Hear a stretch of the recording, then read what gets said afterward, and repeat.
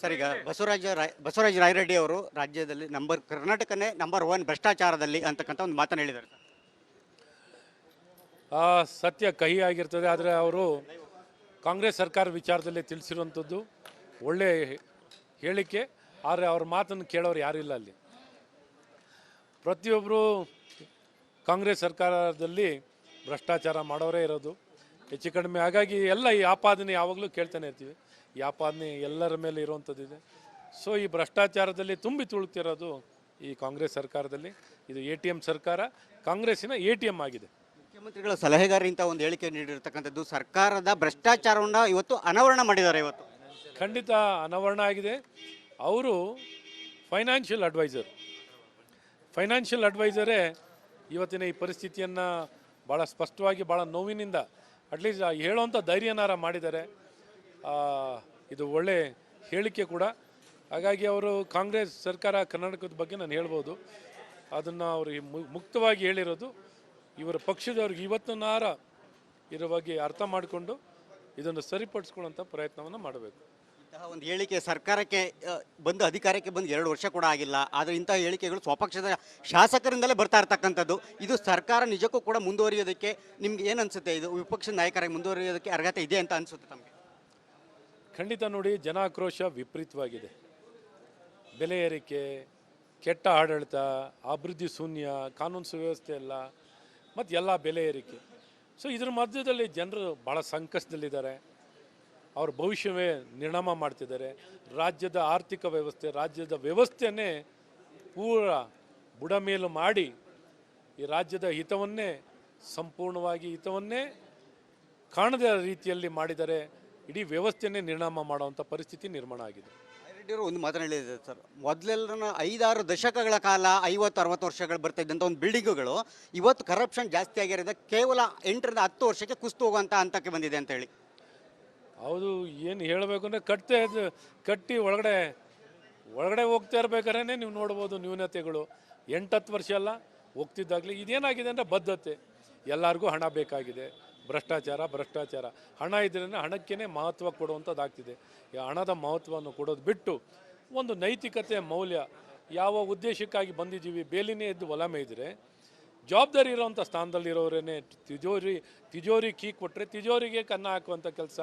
ನಾವು ಕೀ ಇಟ್ಕೊಂಡಿರೋರೆ, ನಿರ್ವಹಣೆ ಮಾಡೋರೆ, ನಾವು ಕನ್ನ ಹಾಕಿದ್ರೆ ಸಮಾಜ ಎಲ್ಲಿ ಉಳಿಲಿಕ್ಕೆ ಸಾಧ್ಯವಾಗುತ್ತೆ. ಸರ್, ಈಗ ಬಸವರಾಜ ರಾಯರೆಡ್ಡಿ ಅವರು ರಾಜ್ಯದಲ್ಲಿ ಕರ್ನಾಟಕನೇ ನಂಬರ್ 1 ಭ್ರಷ್ಟಾಚಾರದಲ್ಲಿ ಅಂತಕ್ಕಂಥ ಒಂದು ಮಾತನ್ನು ಹೇಳಿದ್ದಾರೆ ಸರ್. ಆ ಸತ್ಯ ಕಹಿ ಆಗಿರ್ತದೆ. ಆದರೆ ಅವರು ಕಾಂಗ್ರೆಸ್ ಸರ್ಕಾರ ವಿಚಾರದಲ್ಲಿ ತಿಳಿಸಿರುವಂಥದ್ದು ಒಳ್ಳೆ ಹೇಳಿಕೆ. ಆದರೆ ಅವ್ರ ಮಾತನ್ನು ಕೇಳೋರು ಯಾರಿಲ್ಲ ಅಲ್ಲಿ. ಪ್ರತಿಯೊಬ್ಬರು ಕಾಂಗ್ರೆಸ್ ಸರ್ಕಾರದಲ್ಲಿ ಭ್ರಷ್ಟಾಚಾರ ಮಾಡೋರೇ ಇರೋದು ಹೆಚ್ಚು ಕಡಿಮೆ. ಹಾಗಾಗಿ ಎಲ್ಲ ಈ ಆಪಾದನೆ ಯಾವಾಗಲೂ ಕೇಳ್ತಾನೆ ಇರ್ತೀವಿ. ಈ ಆಪಾದನೆ ಎಲ್ಲರ ಮೇಲೆ ಇರುವಂಥದ್ದಿದೆ. ಸೊ ಈ ಭ್ರಷ್ಟಾಚಾರದಲ್ಲಿ ತುಂಬಿ ತುಳುಕ್ತಿರೋದು ಈ ಕಾಂಗ್ರೆಸ್ ಸರ್ಕಾರದಲ್ಲಿ.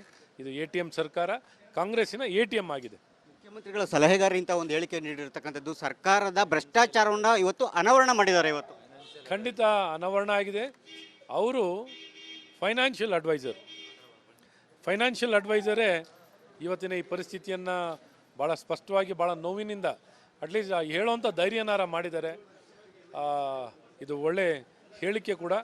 ಹಾಗಾಗಿ ಅವರು ಕಾಂಗ್ರೆಸ್ ಸರ್ಕಾರ ಕರ್ನಾಟಕದ ಬಗ್ಗೆ ನಾನು ಹೇಳ್ಬೋದು. ಅದನ್ನು ಅವರು ಮುಕ್ತವಾಗಿ ಹೇಳಿರೋದು ಇವರ ಪಕ್ಷದವ್ರಿಗೆ ಇವತ್ತನಾರ ಇದರ ಬಗ್ಗೆ ಅರ್ಥ ಮಾಡಿಕೊಂಡು ಇದನ್ನು ಸರಿಪಡಿಸ್ಕೊಳ್ಳೋಂಥ ಪ್ರಯತ್ನವನ್ನು ಮಾಡಬೇಕು. ಇಂತಹ ಒಂದು ಹೇಳಿಕೆ ಸರ್ಕಾರಕ್ಕೆ ಅಧಿಕಾರಕ್ಕೆ ಬಂದು 2 ವರ್ಷ ಕೂಡ ಆಗಿಲ್ಲ. ಆದರೆ ಇಂತಹ ಹೇಳಿಕೆಗಳು ಸ್ವಪಕ್ಷದ ಶಾಸಕರಿಂದಲೇ ಬರ್ತಾ ಇರ್ತಕ್ಕಂಥದ್ದು. ಇದು ಸರ್ಕಾರ ನಿಜಕ್ಕೂ ಕೂಡ ಮುಂದುವರಿಯೋದಕ್ಕೆ ನಿಮ್ಗೆ ಏನು ಅನಿಸುತ್ತೆ? ಇದು ವಿಪಕ್ಷ ನಾಯಕರಾಗಿ ಮುಂದುವರಿಯೋದಕ್ಕೆ ಅರ್ಹತೆ ಇದೆ ಅಂತ ಅನಿಸುತ್ತೆ ತಮಗೆ? ಖಂಡಿತ ನೋಡಿ, ಜನಾಕ್ರೋಶ ವಿಪರೀತವಾಗಿದೆ. ಬೆಲೆ ಏರಿಕೆ, ಕೆಟ್ಟ ಆಡಳಿತ, ಅಭಿವೃದ್ಧಿ ಶೂನ್ಯ, ಕಾನೂನು ಸುವ್ಯವಸ್ಥೆ ಎಲ್ಲ ಮತ್ತು ಎಲ್ಲ ಬೆಲೆ ಏರಿಕೆ. ಸೊ ಇದ್ರ ಮಧ್ಯದಲ್ಲಿ ಜನರು ಭಾಳ ಸಂಕಷ್ಟದಲ್ಲಿದ್ದಾರೆ. ಅವ್ರ ಭವಿಷ್ಯವೇ ನಿರ್ಣಾಮ ಮಾಡ್ತಿದ್ದಾರೆ. ರಾಜ್ಯದ ಆರ್ಥಿಕ ವ್ಯವಸ್ಥೆ, ರಾಜ್ಯದ ವ್ಯವಸ್ಥೆಯನ್ನೇ ಪೂರ ಬುಡಮೇಲು ಮಾಡಿ ಈ ರಾಜ್ಯದ ಹಿತವನ್ನೇ ಸಂಪೂರ್ಣವಾಗಿ ಕಾಣದ ರೀತಿಯಲ್ಲಿ ಮಾಡಿದರೆ ಇಡೀ ವ್ಯವಸ್ಥೆಯನ್ನೇ ನಿರ್ಣಾಮ ಮಾಡುವಂಥ ಪರಿಸ್ಥಿತಿ ನಿರ್ಮಾಣ ಆಗಿದೆ. ರಾಯರೆಡ್ಡಿಯವರು ಒಂದು ಮಾತನ್ನು ಹೇಳಿದ್ದಾರೆ ಸರ್. ಮೊದಲೆಲ್ಲರನ್ನ 5-6 ದಶಕಗಳ ಕಾಲ 50-60 ವರ್ಷಗಳು ಬರ್ತಾ ಇದ್ದಂಥ ಒಂದು ಬಿಲ್ಡಿಂಗುಗಳು ಇವತ್ತು ಕರಪ್ಷನ್ ಜಾಸ್ತಿ ಆಗಿರೋದು ಕೇವಲ 8ರಿಂದ 10 ವರ್ಷಕ್ಕೆ ಕುಸಿದು ಹೋಗುವಂಥ ಹಂತಕ್ಕೆ ಬಂದಿದೆ ಅಂತ ಹೇಳಿ. ಹೌದು, ಏನು ಹೇಳಬೇಕು ಅಂದರೆ ಕಟ್ಟಿ ಒಳಗಡೆ ಹೋಗ್ತಾ ಇರ್ಬೇಕಾದ್ರೆ ನೀವು ನೋಡ್ಬೋದು ನ್ಯೂನತೆಗಳು. 8-10 ವರ್ಷ ಅಲ್ಲ, ಹೋಗ್ತಿದ್ದಾಗಲೇ ಇದೇನಾಗಿದೆ ಅಂದರೆ ಬದ್ಧತೆ. ಎಲ್ಲರಿಗೂ ಹಣ ಬೇಕಾಗಿದೆ, ಭ್ರಷ್ಟಾಚಾರ. ಹಣ ಇದ್ರೇ ಹಣಕ್ಕೇ ಮಹತ್ವ ಕೊಡುವಂಥದ್ದಾಗ್ತಿದೆ.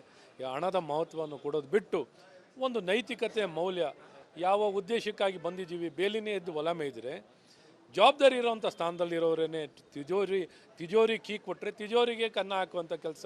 ನಾವು ಕೀ ಇಟ್ಕೊಂಡಿರೋರೆ, ನಿರ್ವಹಣೆ ಮಾಡೋರೆ, ನಾವು ಕನ್ನ ಹಾಕಿದ್ರೆ ಸಮಾಜ ಎಲ್ಲಿ ಉಳಿಲಿಕ್ಕೆ ಸಾಧ್ಯವಾಗುತ್ತೆ. ಸರ್, ಈಗ ಬಸವರಾಜ ರಾಯರೆಡ್ಡಿ ಅವರು ರಾಜ್ಯದಲ್ಲಿ ಕರ್ನಾಟಕನೇ ನಂಬರ್ 1 ಭ್ರಷ್ಟಾಚಾರದಲ್ಲಿ ಅಂತಕ್ಕಂಥ ಒಂದು ಮಾತನ್ನು ಹೇಳಿದ್ದಾರೆ ಸರ್. ಆ ಸತ್ಯ ಕಹಿ ಆಗಿರ್ತದೆ. ಆದರೆ ಅವರು ಕಾಂಗ್ರೆಸ್ ಸರ್ಕಾರ ವಿಚಾರದಲ್ಲಿ ತಿಳಿಸಿರುವಂಥದ್ದು ಒಳ್ಳೆ ಹೇಳಿಕೆ. ಆದರೆ ಅವ್ರ ಮಾತನ್ನು ಕೇಳೋರು ಯಾರಿಲ್ಲ ಅಲ್ಲಿ.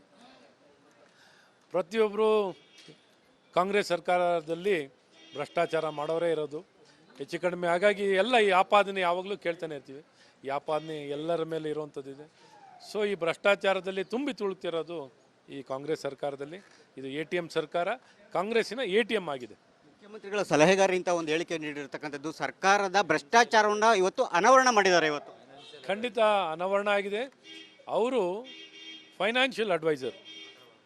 ಫೈನಾನ್ಷಿಯಲ್ ಅಡ್ವೈಸರೇ ಇವತ್ತಿನ ಈ ಪರಿಸ್ಥಿತಿಯನ್ನು ಭಾಳ ಸ್ಪಷ್ಟವಾಗಿ, ಭಾಳ ನೋವಿನಿಂದ ಅಟ್ಲೀಸ್ಟ್ ಹೇಳುವಂಥ ಧೈರ್ಯನಾರ ಮಾಡಿದ್ದಾರೆ. ಇದು ಒಳ್ಳೆ ಹೇಳಿಕೆ ಕೂಡ. ಹಾಗಾಗಿ ಅವರು ಕಾಂಗ್ರೆಸ್ ಸರ್ಕಾರ ಕರ್ನಾಟಕದ ಬಗ್ಗೆ ನಾನು ಹೇಳ್ಬೋದು. ಅದನ್ನು ಅವರು ಮುಕ್ತವಾಗಿ ಹೇಳಿರೋದು ಇವರ ಪಕ್ಷದವ್ರಿಗೆ ಇವತ್ತನಾರ ಇದ್ರ ಬಗ್ಗೆ ಅರ್ಥ ಮಾಡಿಕೊಂಡು ಇದನ್ನು ಸರಿಪಡಿಸ್ಕೊಳ್ಳೋಂಥ ಪ್ರಯತ್ನವನ್ನು ಮಾಡಬೇಕು. ಇಂತಹ ಒಂದು ಹೇಳಿಕೆ ಸರ್ಕಾರಕ್ಕೆ ಅಧಿಕಾರಕ್ಕೆ ಬಂದು 2 ವರ್ಷ ಕೂಡ ಆಗಿಲ್ಲ. ಆದರೆ ಇಂತಹ ಹೇಳಿಕೆಗಳು ಸ್ವಪಕ್ಷದ ಶಾಸಕರಿಂದಲೇ ಬರ್ತಾ ಇರ್ತಕ್ಕಂಥದ್ದು. ಇದು ಸರ್ಕಾರ ನಿಜಕ್ಕೂ ಕೂಡ ಮುಂದುವರಿಯೋದಕ್ಕೆ ನಿಮ್ಗೆ ಏನು ಅನಿಸುತ್ತೆ? ಇದು ವಿಪಕ್ಷ ನಾಯಕರಾಗಿ ಮುಂದುವರಿಯೋದಕ್ಕೆ ಅರ್ಹತೆ ಇದೆ ಅಂತ ಅನಿಸುತ್ತೆ ತಮಗೆ? ಖಂಡಿತ ನೋಡಿ, ಜನಾಕ್ರೋಶ ವಿಪರೀತವಾಗಿದೆ. ಬೆಲೆ ಏರಿಕೆ, ಕೆಟ್ಟ ಆಡಳಿತ, ಅಭಿವೃದ್ಧಿ ಶೂನ್ಯ, ಕಾನೂನು ಸುವ್ಯವಸ್ಥೆ ಎಲ್ಲ, ಮತ್ತು ಎಲ್ಲ ಬೆಲೆ ಏರಿಕೆ. ಸೊ ಇದ್ರ ಮಧ್ಯದಲ್ಲಿ ಜನರು ಭಾಳ ಸಂಕಷ್ಟದಲ್ಲಿದ್ದಾರೆ. ಅವ್ರ ಭವಿಷ್ಯವೇ ನಿರ್ಣಾಮ ಮಾಡ್ತಿದ್ದಾರೆ. ರಾಜ್ಯದ ಆರ್ಥಿಕ ವ್ಯವಸ್ಥೆ, ರಾಜ್ಯದ ವ್ಯವಸ್ಥೆಯನ್ನೇ ಪೂರ ಬುಡಮೇಲು ಮಾಡಿ ಈ ರಾಜ್ಯದ ಸಂಪೂರ್ಣವಾಗಿ ಹಿತವನ್ನೇ ಕಾಣದ ರೀತಿಯಲ್ಲಿ ಮಾಡಿದರೆ ಇಡೀ ವ್ಯವಸ್ಥೆಯನ್ನೇ ನಿರ್ಣಾಮ ಮಾಡುವಂಥ ಪರಿಸ್ಥಿತಿ ನಿರ್ಮಾಣ ಆಗಿದೆ. ರೆಡ್ಡಿಯವರು ಒಂದು ಮಾತನ್ನು ಹೇಳಿದ್ದಾರೆ ಸರ್. ಮೊದಲೆಲ್ಲ 5-6 ದಶಕಗಳ ಕಾಲ 50-60 ವರ್ಷಗಳು ಬರ್ತಾ ಇದ್ದಂಥ ಒಂದು ಬಿಲ್ಡಿಂಗುಗಳು ಇವತ್ತು ಕರಪ್ಷನ್ ಜಾಸ್ತಿ ಆಗಿರೋದು ಕೇವಲ 8-10 ವರ್ಷಕ್ಕೆ ಕುಸಿದು ಹೋಗುವಂಥ ಹಂತಕ್ಕೆ ಬಂದಿದೆ ಅಂತ ಹೇಳಿ. ಹೌದು, ಏನು ಹೇಳಬೇಕು ಅಂದರೆ ಕಟ್ಟಿ ಒಳಗಡೆ ಹೋಗ್ತಾ ಇರ್ಬೇಕಾದ್ರೆ ನೀವು ನೋಡ್ಬೋದು ನ್ಯೂನತೆಗಳು. 8-10 ವರ್ಷ ಅಲ್ಲ, ಹೋಗ್ತಿದ್ದಾಗಲೇ ಇದೇನಾಗಿದೆ ಅಂದರೆ ಬದ್ಧತೆ. ಎಲ್ಲರಿಗೂ ಹಣ ಬೇಕಾಗಿದೆ, ಭ್ರಷ್ಟಾಚಾರ. ಹಣ ಇದ್ರೇ ಹಣಕ್ಕೇ ಮಹತ್ವ ಕೊಡುವಂಥದ್ದಾಗ್ತಿದೆ. ಈ ಹಣದ ಮಹತ್ವವನ್ನು ಕೊಡೋದು ಬಿಟ್ಟು ಒಂದು ನೈತಿಕತೆ ಮೌಲ್ಯ, ಯಾವ ಉದ್ದೇಶಕ್ಕಾಗಿ ಬಂದಿದ್ದೀವಿ, ಬೇಲಿನೇ ಎದ್ದು ಹೊಲ ಮೇಯ್ದರೆ ಜವಾಬ್ದಾರಿ ಇರೋವಂಥ ಸ್ಥಾನದಲ್ಲಿರೋರೇನೆ ತಿಜೋರಿ ಕೀ ಕೊಟ್ಟರೆ ತಿಜೋರಿಗೆ ಕನ್ನ ಹಾಕುವಂಥ ಕೆಲಸ. ನಾವು ಕೀ ಇಟ್ಕೊಂಡಿರೋರೆ, ನಿರ್ವಹಣೆ ಮಾಡೋರೆ, ನಾವು ಕನ್ನ ಹಾಕಿದ್ರೆ ಸಮಾಜ ಎಲ್ಲಿ ಉಳಿಲಿಕ್ಕೆ ಸಾಧ್ಯವಾಗುತ್ತೆ.